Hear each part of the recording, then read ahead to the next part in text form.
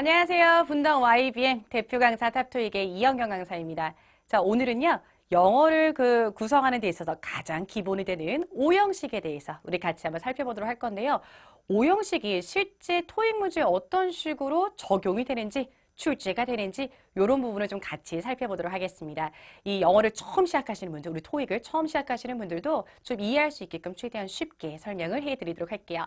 자, 일단 우리 두 문제를 같이 보실 건데 이렇게 생긴 문제가 파트 5입니다.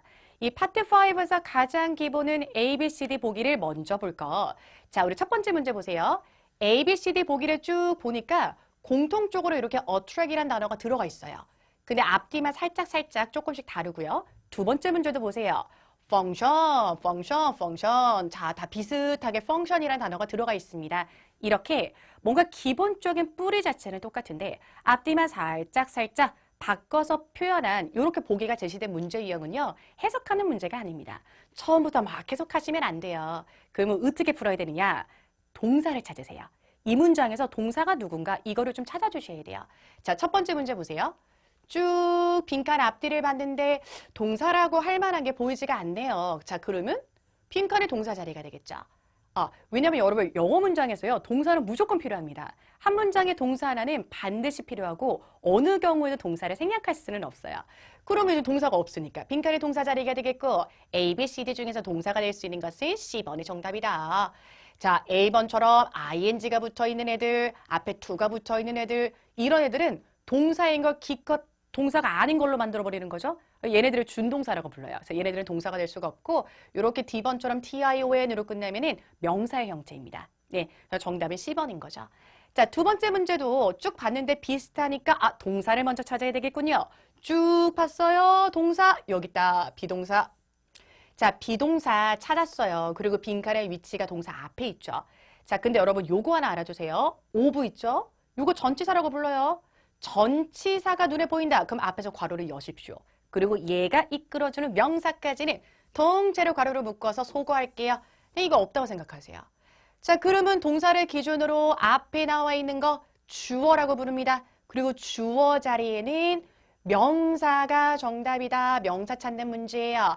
A, B, C, D 중에서 이렇게 TION으로 끝나는 게 명사예요. 정답은 A번. 자, 이렇게 풀어주시면 돼요. 참고로 B하고 C하고 D하고 이런 애들도 여러분들의 뜻을 몰라도 품사는 아셔야 됩니다. B번 뒤에다가 ly를 붙였죠. 형용사 뒤에다가 ly를 붙이면 부사예요. 그러면 B번이 형용사, C번이 부사 이렇게 되는 거고. 그리고 이렇게 ed로 끝나는 단어는요. 보통 동사 아니면 형용사. 네. 이렇게 쓸 수 있다라는 거. 그래서 단어 뜻을 몰라도 끝에 생김새를 보고 얘 명사야, 형용사야, 부사야 이거를 유추하는 연습을 조금 해주셔야 돼요. 네, 그러니까 정답은 A번. 자, 제가 지금 두 문제를 좀 간단하게 설명을 해드렸는데 파트 5는 보기를 먼저 봐라. 당연히 보기를 먼저 보는 이유는 내가 이 문제를 어떻게 풀 것인가를 유형을 빠르게 파악하기 위해서 그런 거죠. 근데 막 보기가 비슷해. 자, 이런 건 여러분 해석하는 문제가 아니고 동사를 무조건 먼저 찾으세요. 근데 동사가 없어. 그럼 빈칸 동사 자리. 동사가 있어. 근데 빈칸의 위치가 앞이야. 그러면 주어 자리니까 명사가 정답이다. 제가 지금 이론적인 거 설명을 좀 해드릴 건데 실질적으로 이런 동사만 찾아보세요. 라는 얘기를 굉장히 많이 해요. 근데요. 동사를 잘 못 찾으세요. 이게 기본적인 거지만 실질적으로 동사를 빠르게 찾아내기 위해서는요. 실력이 꽤나 요구가 되어집니다. 그러니까 쉬운 일은 아니라는 거죠. 이런 동사. 이렇게 4개로 정리를 좀 해드릴게요. 1번, 일반 동사 너무 많아요. 먹다, 사랑하다, 뭐 공부하다, 씻다, 뭐 우리 사람들의 동작을 표현할 수 있는 것들은 모두 다 일반 동사라고 얘기할 수 있겠죠. 종류는 너무 많습니다. 2번, 조동사 플러스 동사원형. 조동사는 뭔데요? should라든가 will이라든가 may라든가 can이라든가 이런 게 조동사. 근데 조동사는 뒤에 동사 원형이 들어가죠. 이거를 한꺼번에 동사 취급해 주셔야 돼요. should 따로 it 따로 이렇게 보시면 안 되고 should it 이거를 하나의 동사로 보실 수 있으셔야만 하겠습니다. 자, 그리고 3번 have pp 우리가 뭐 has made, had made 이런 애들 이제 완료 형태라고 부르는데 이런 것도 이제 구조로 파악할 때 동사 찾아보세요 라고 했을 때 has 따로, made 따로 이렇게 보시면 안 돼요. has made를 하나의 동사로 보실 수 있으셔야 되겠고 마지막으로 비동사 am, are, is 이런 게 현재 비동사죠. was, were 이런 게 과거 비동사. 그래서 이렇게 동사는 일반 동사, 조동사 동사원형, 완료 형태, 비동사로 나뉘어질 수가 있다. 그리고 ing나 투부정사는 절대로 동사로 쓰일 수가 없다. 얘네들을 뭐라고 부른다? 준동사라고 부른다. 준동사는 동사에 준하는, 그러니까 뭔가 비슷한 성질을 갖고는 있지만 실질적인 동사의 역할을 절대로 할 수가 없습니다. 그래서 고르지 마세요. 그리고 한 문장에 반드시 동사 하나는 필요하다. 동사는 절대로 생략할 수가 없습니다. 아, 근데 이런 경우는 있어요. 한 문장에요. 동사가 2개 필요한 경우가 있는데요. 만약에 문장에 접속사가 들어가게 되면요. 동사가 2개가 필요합니다. 접속사가 하나 들어가죠? 그럼 동사가 2개 필요해요. 이러면 우리 산수 한번 해볼게요. 접속사가 2개가 들어갔어요. 그럼 동사는 몇 개? 3개가 필요하겠죠. 접속사의 개수에 플러스 1이 동사의 개수고요. 접속사가 없을 때는 무조건 한 문장에 동사 하나만 써주셔야 돼요. 그 동사는 어느 경우도 생략을 할 수가 없습니다. 근데 주어는 어떨까요? 동사는 여러분 생략할 수가 없어요. 하지만 주어는 생략할 수가 있습니다. 그런 문장을 바로 명령문이라고 부르죠. 자, 문 좀 열어라. Open the door. 주어가 없어요. 사실 있긴 있었는데 생략을 한 거죠. you예요, you. 당신한테 하는 얘기죠. 앞에 있으니까 생략을 한 겁니다. 주어를 딱 생략하고 동사 원형으로 시작하는 것을 명령문이라고 부르고 조금 더 공손한 표현을 만들어주기 위해서는 앞에 플리즈를 붙여도 되는데 얘는 옵션이에요. 있어도 되고 없어도 되고. 그래서 동사가 없는 문장은 없어요. 근데 주어가 없는 문장은 있다. 그게 바로 명령문이다. 네, 요거는 조금 어렵게 출제가 될 수 있기 때문에 잘 기억을 해주세요. 여러분 여기 빈칸 뚫렸을 때 주어 자리로 착각해서 명사 넣으시면 안 돼요. 빈칸 이하에 동사가 없잖아요. 동사가 없을 수가 없어. 그럼 여기 동사 원형 들어가서 명령문 만들어 주셔야 돼요. 네, 좋습니다. 그리고 우리 동사 앞에 주어 자리에 빈칸 뚫렸으면 명사가 정답이다.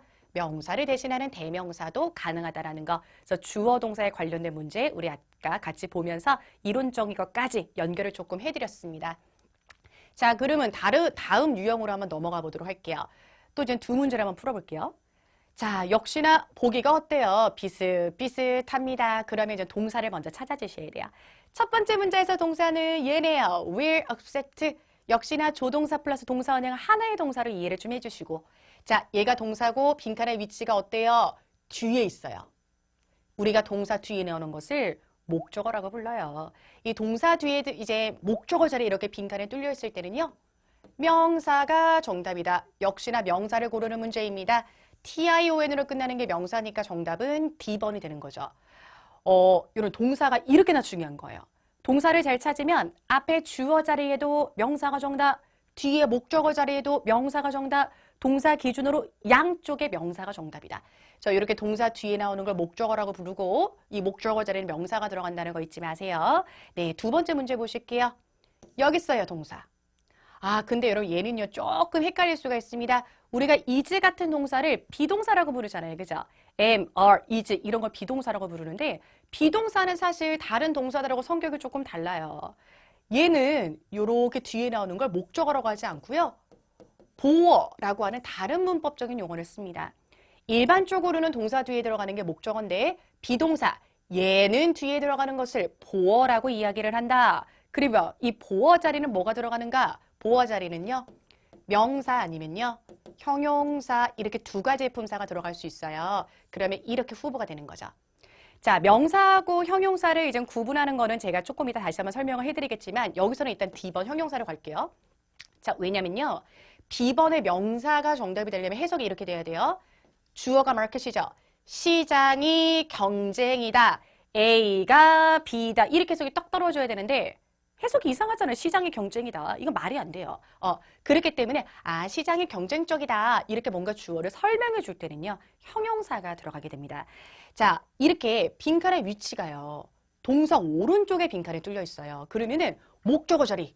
이게 첫 번째 문제. 아니면 보어 자리. 이게 2번째 문제예요. 자, 목적어 자리에 빈칸에 뚫려 있다면 무조건 예외가 없어요. 명사가 정답이다. 근데 보어 자리에 빈칸에 뚫려 있을 때는 명사하고 형용사 이렇게 2가지가 후보가 될 수가 있는데 실질적으로는 형용사가 정답일 확률은 높다. 그래서 모르겠다 싶으면 형용사를 찍으시는 게 정답일 확률이 훨씬 더 높습니다. 자, 그러면 조금 이론적으로 볼게요. 우리가 동사를 찾았죠? 앞에 나오는 거 주어, 주어 자리의 정답은 명사가 정답. 뒤에 나오는 거 목적어, 목적어 자리도 명사가 정답. 이걸 잘 보세요. 주어, 동사, 목적어 이렇게 생긴 문장을 삼형식이라고 부릅니다. 영어 문장은요. 삼형식이 대부분이에요. 거의 다 삼형식. 주어 있어요, 동사 있어요, 목적어 있어요. 완벽해요.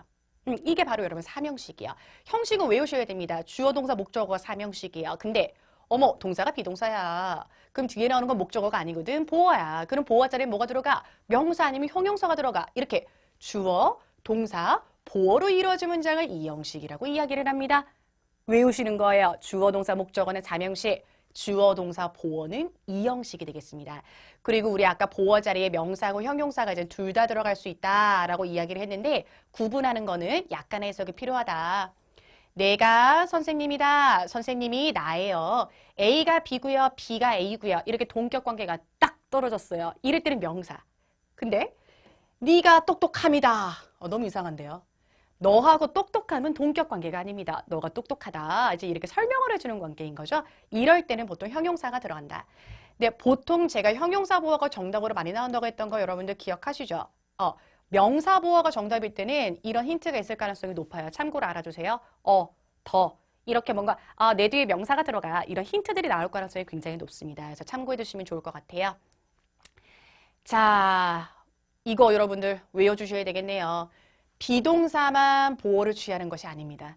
제가 조금 설명을 쉽게 하기 위해서 이런 우리 일반적으로 동사 뒤에 나오는 건 목적어인데 비동사 뒤에 들어가는 건 보어예요. 이렇게 얘기를 했어요. 그죠? 근데 비동사 말고도 이렇게 목적어 아니고 보어하고 칠한 애들, 보어를 끌고 나오는 동사들, 이형식 동사라고 얘기할게요. 이형식 동사들이 있어요. 외우셔야죠. 문법은 암기가 뒷받침이 되셔야만 합니다. 우리 become은요. 여기 be가 들어가 있으니까 연결해서 외우시기 좋고요. remain, stay, keep. 비슷해요. 어떤 상태를 유지하다. 이런 뜻이고. look, seem, appear. 뭐뭐처럼 보이다. 이런 애들은 뒤에 목적어가 안 나와요. 보어가 들어간다는 이야기예요. 참고로 뭐뭐처럼 보이다라고 해석되는 look, seem, appear. 얘네들은요. 형용사 보어만 취합니다. 그러니까 동격 여부를 따져볼 필요도 없어요. You look smart. 너 오늘 뭔가 깔끔해. 깔끔해 보인다. 멋있게 보인다. 이렇게 표현할 수 있는 거죠. 그래서 형용사 보어가 들어간다는 거 기억해 두시면 되고 이형식 동사 암기해 두십시오. 네, 좋습니다. 이렇게 해서 그 다음 이제 문제를 이제 마지막 문제예요. 요걸 한번 좀 풀어보실 건데요. 역시나 보기가 조금 비슷해요. 그래서 동사를 먼저 찾아야겠구나라는 거 우리가 알 수가 있습니다. 근데 참고로 이 문제는 난이도가 조금 있어요. 여러분 얘 동사예요, 그죠? found는요, find의 과거형이잖아요. 근데 우리가 보통 find의 뜻이 무엇입니까? 라고 물어보면 100이면 100, 찾다라고 이야기를 해요. 근데 find는 그러니까 최소한 토익 문법 문제로 출제가 될 때는 찾다로 안 나와요. 그럼 얘는 어떤 뜻으로 나오느냐? consider 이란 동사를 혹시 들어보셨습니까? 뭔가 생각하다 이제 이런 의미를 가지고 있는 동사인데 요런 의미를 쓰이게 됩니다. 자, 그러면 해석을 조금 해볼게요. 어려우니까 해석하는 겁니다. 자, 여기까지 주어예요. 우리 세미나에 참석한 사람들이 found 생각했어요. 뭐를? president는 우리 회장님, 사장님, 요 정도. 우리 회장님의 연설을 생각했습니다. 여기까지는 몇 형식이죠?